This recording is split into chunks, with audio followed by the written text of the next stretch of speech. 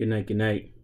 Wanted to talk quickly about just having a patience mindset or a patient mind.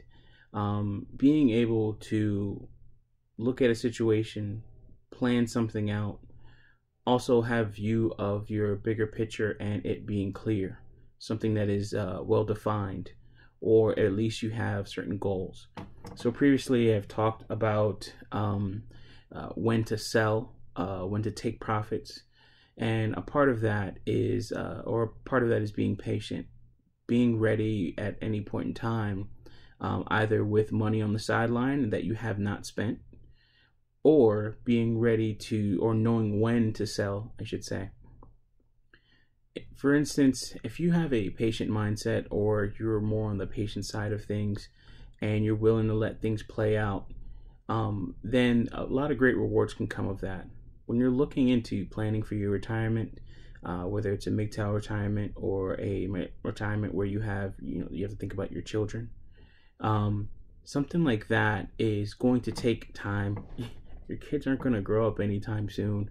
I know it seems fast, like it's kind of crazy. Almost 20 years have passed, and my nephew's going to be 20 years old pretty soon. And that's kind of crazy because I was in 10th grade when he was born. So now I'm 35 and he's going to be he's going to be 20. And it's that guy might have kids before me. But when you have a clear vision of where you want to go and the things that you want to do, then it's a little bit easier to be patient. So doing things like vision boards, or like what I like to do is Pinterest. I like to go on Pinterest and find things that actually help me visualize the outcomes I want. So for instance, I'm even in this room here, I plan on doing some work to actually shorten up this room, expand my utility closet, which is right here where all my networking equipment comes out of, and actually expand it to right about here. So close this room down a little bit, plus quite a few other things in the home.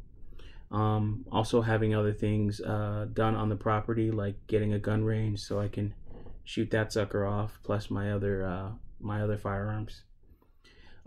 So with that, it helps me by having things like Pinterest, by having spreadsheets and graphs and things like that show my progress, that show me that, hey, listen, Mike, no matter what happens, you're up, you're doing fairly well. And if you have to liquidate, then you have to liquidate, and those things are available. So recently I've been planning my YOLO move on cryptocurrencies. And now I'm faced with the decision, do I buy into the YOLO move now? Or do I wait for a downturn for Ethereum or XLM?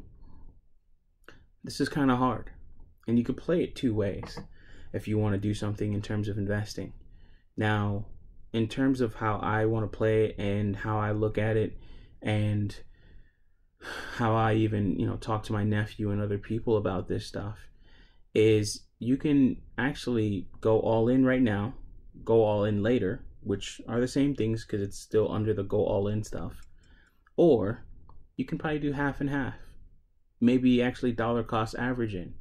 Maybe every week, you have a set buy where you're saying, hey, listen, I'm going to buy one Ethereum.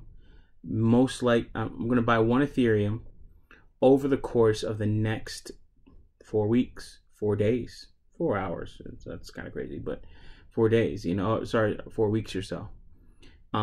That way you can kind of mitigate the possibility of you losing out on a low or downturn market downturn, and you can mitigate the loss of that opportunity, I guess you would say.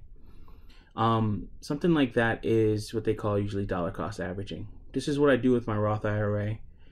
Personally, with my Roth IRA, I put in $115 per week, which equals out to about $5,980 for the entire year. For a Roth IRA, the maximum that I can put in at my age is $6,000. And sorry if the light is like going in and out. It's just how my computer is. Maybe I'll try to take this stuff seriously and get a better setup. But I'm focused on other things. So delaying, having delayed gratification, um, doing things like keeping from buying X, Y, and Z. Maybe it's a new gun. Maybe it's I want to buy. I want to buy a new weight bar. Currently, my upper back is actually it's a lot better today. Whole lot better. So that's recovering nicely. But I probably won't work out again until next week, and I'll just keep it to walking. Excuse me. I just ate a salad. But what I'll probably do is over time I'll save up for that weight bar. I'll save up for the bench that I want, which is probably about $300 something. It'll hold my weight and then any excess weight that I want in terms of like larger weights and things like that. Something that's a lot safer, and then hopefully that can stand the test of time. But I have to be patient. Now I can go out, go crazy, run up the card. I have lines of credit, I have cash, I have investments, and I can cash all those out to make sure that I have like little to no debt. But what's the point of investing if you're just going to cash it out at the first sign of your little bit of debt that you have? So you always also have to have patience when it comes to paying back even some of your debt. If you have a large amount of debt, in my case, I probably have about $1,300 in debt, and literally all I have to have is the patience of a couple of days, because by the end of the week I get paid and I'll just go ahead and pay that off. Thankfully, I'm in that position. It took me a while to get there, but I'm here. So having patience with paying the debt, working your plan, knowing what to do and when to do it. And again, this is somewhat of a subjective feeling. It's based off your tolerance levels. So it's the same thing that we actually discussed earlier when it came to we discussed it earlier when it came to I forgot. Sorry. But this was discussed earlier in a previous video in terms of, that's what it was, rebalancing, and then actually investing into your portfolio over time to actually balance it out, and when to take profits. That's when we talked about it. So that was like the last video. Sorry. So with something like that, you definitely have to watch what you're doing. Look at your overall goals. What are your plans? Setting milestones, doing things that are necessary just to ensure that you don't mess up those things. Meaning, if that means, putting off on the spending of something that you want really, really badly, or if it's something that, hey, I don't really need it right now, and maybe I can do without it. For instance, I want an Olympic barbell, or Olympic weight bar, usually about 45 pounds. Has a 2-inch holes so I can put the weights on there and everything. Very nice, about $245, right? Now, what can I do in the meantime? Well, I have other workouts that I can actually do to work those same muscles. I can do push-ups, which I totally freaking hate, but I'm also pretty big, so that probably is why. But I can do other things in the meantime, in between time, while I'm waiting for that. Also, there's other things that I need to do around the home.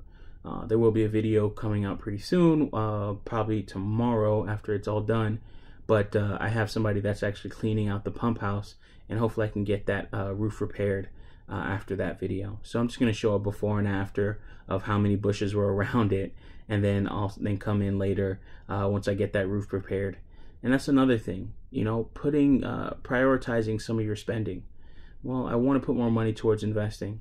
I also am foregoing my plan of paying off my truck early, just because if I can make this YOLO move and it works well, it's highly speculative, it's very risky, I'm pretty stupid for doing it, especially if it doesn't work and I have egg on my face and it's longer than I expect. I'm expecting a decent return on XLM over 2 years. XLM, that's the cryptocurrency. I'm expecting probably a decent return on that over 2 years. And if it doesn't work, then I wasted all that time and money holding up all that money for nothing. And then that means I accrued more interest on the truck, on that payment. But if it actually works and XLM does very well in that short period of time, then I can go ahead and pay off the truck a lot earlier. Also, I can do things like not have to work another job, if anything. So there's a lot of things when it goes into patience and in terms of being patient and how you want to attack even your investing.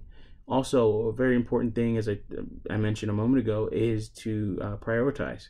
Making sure that you prioritize what's actually necessary, what's important, and then plan ahead. Making sure that you have either that emergency fund or a way to instantly get some money if you need some cash or something like that. And that's very important. I'll leave it at that. This is more of a mindset video in terms of the MGTOW retirement series, but I hope it helps someone. Thank you very much for listening.